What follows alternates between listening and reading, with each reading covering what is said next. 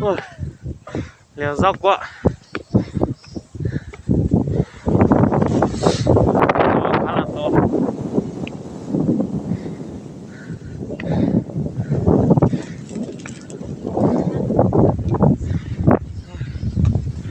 Khu như thế này cũng khá là đông người. Chỗ để xe.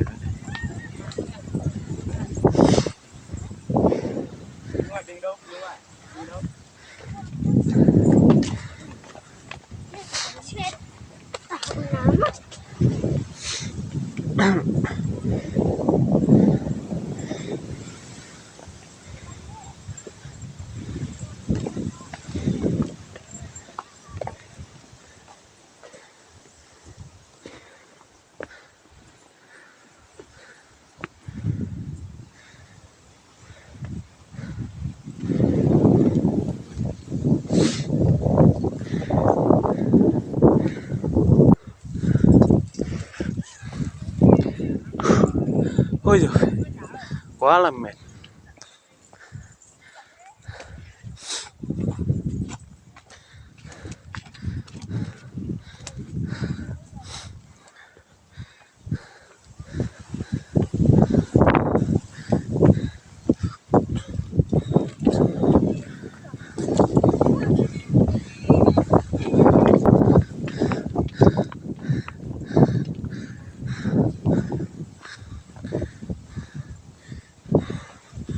Ôi giời, quá leo không nổi rồi. Đây, những cái cột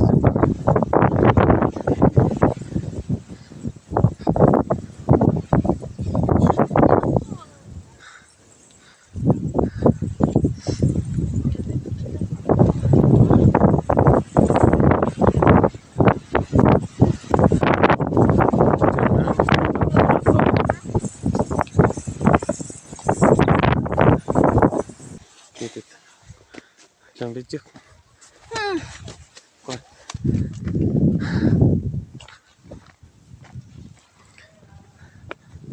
Và bây giờ mình sẽ leo lên trên cái đá này xem.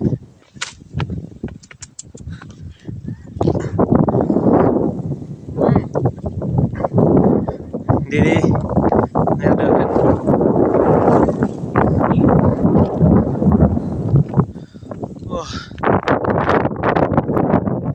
Sống ở trên cao này rất là đẹp, rất là sung sướng, rất là mát mẻ.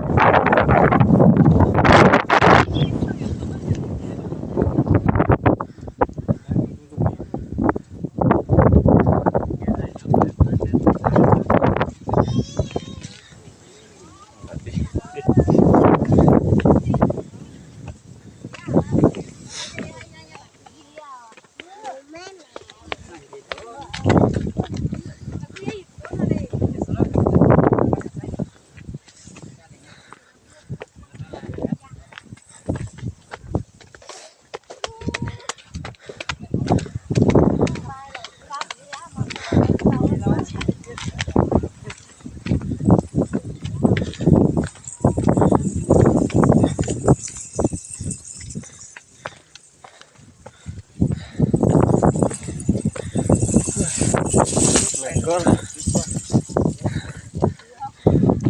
Và sẽ đi từ đây xuống đến đây, xong lại leo từ đây lên từ tít trên này.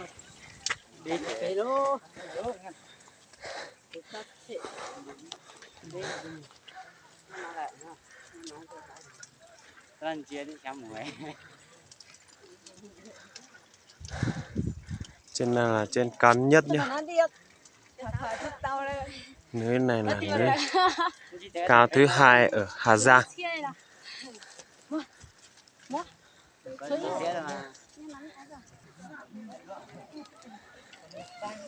Ôi giời, xuống dốc.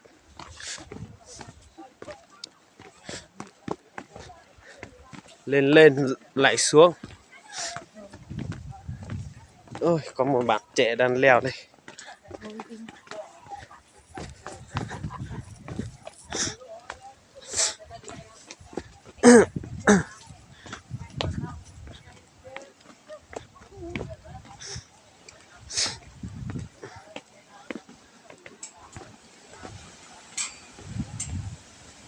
Ui.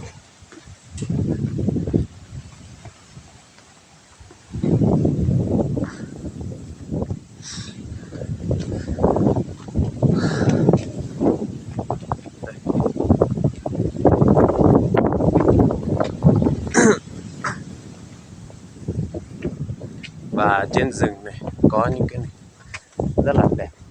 Ô, này để cái áo đây.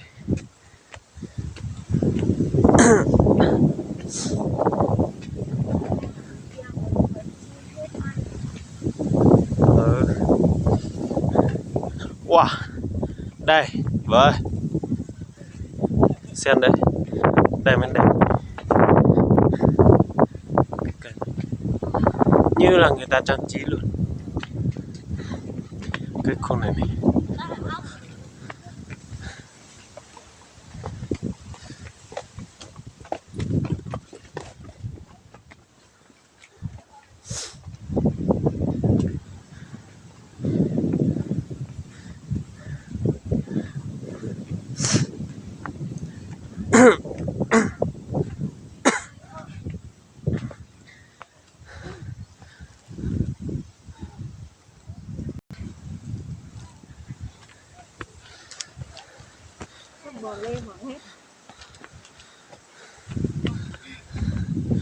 Và cũng chưa đến nơi, còn tầng này nữa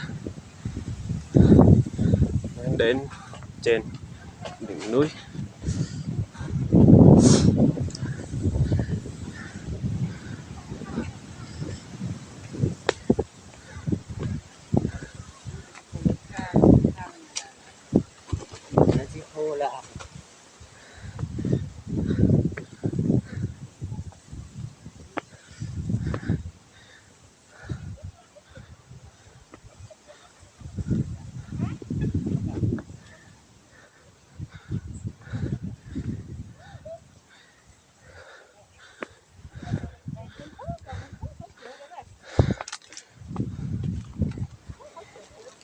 Và không lên nổi.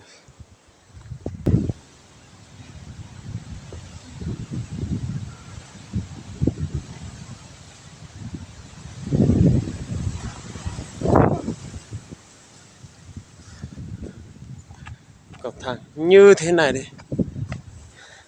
như leo lên trời luôn.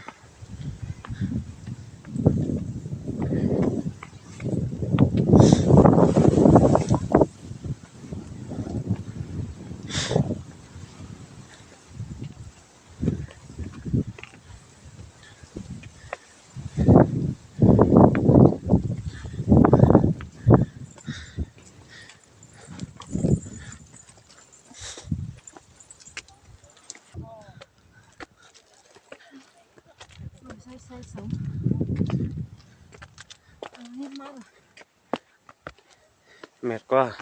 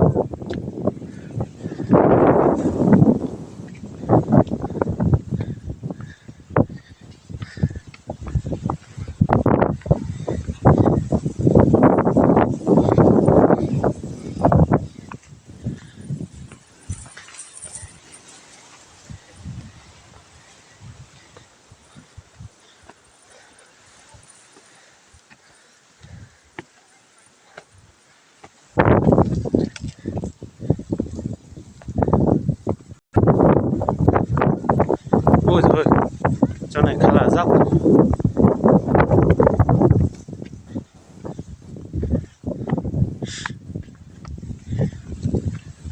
Đây là leo trên vách đá luôn.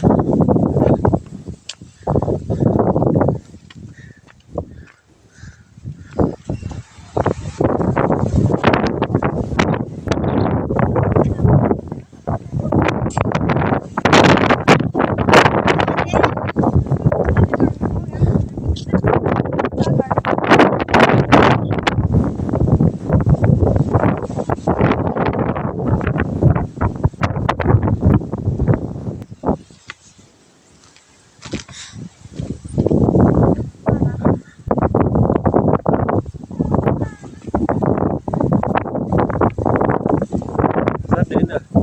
Còn một tí nữa thôi, cố gắng.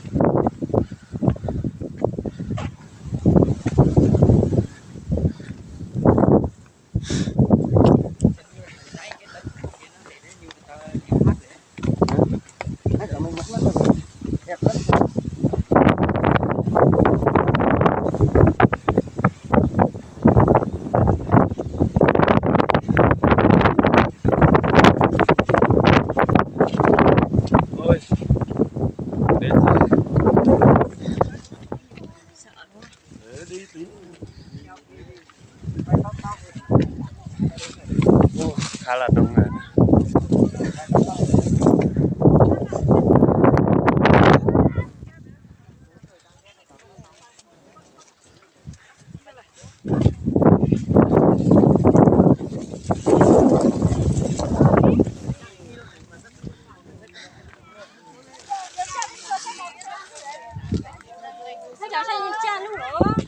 Đến rồi.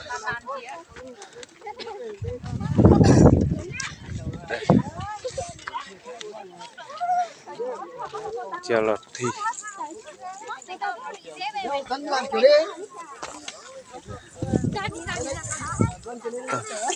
Ơi.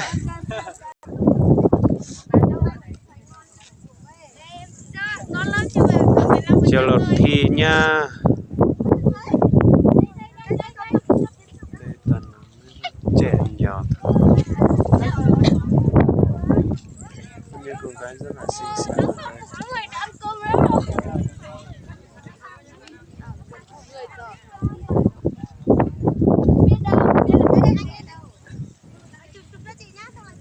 Dưới này thì vẫn còn sương mù. Trên này thì nắng.